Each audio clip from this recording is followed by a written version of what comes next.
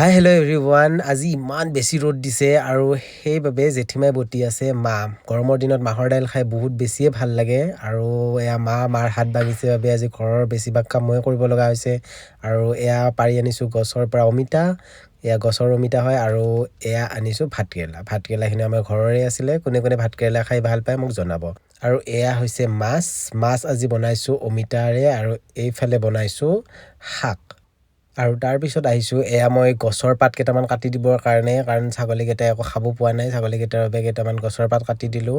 আৰু তাৰপিছত আহিলোঁ পোৱালীকেইটাক গাখীৰ খুৱাবৰ কাৰণে। চোৱাচোন পোৱালীকেইটা ইমান দুষ্ট, বাপৰে বাপ, মোৰ গোটেই গাত উঠি একেবাৰে গাটো কিবা কৰি পেলাইছে। আৰু অলপমান পিছতে আহি পালে মোৰ এটা পাৰ্চেল, দাদাজনে পাৰ্চেলটো ইয়াতে থৈ যায় মই মানুহজন নাথাকিলে। আৰু আহক আমি আজি পাৰ্চেলটো আনবক্সিং কৰোঁ।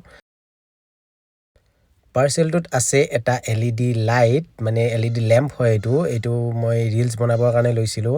আৰু এই লেম্পটো যদি কোনোবাক লাগে তেনেহ'লে এইটো ৰিভিউ যদি জানিব বিচাৰে তেনেহ'লে কমেণ্ট কৰি জনাব। আজিৰ কাৰণে বাই বাই।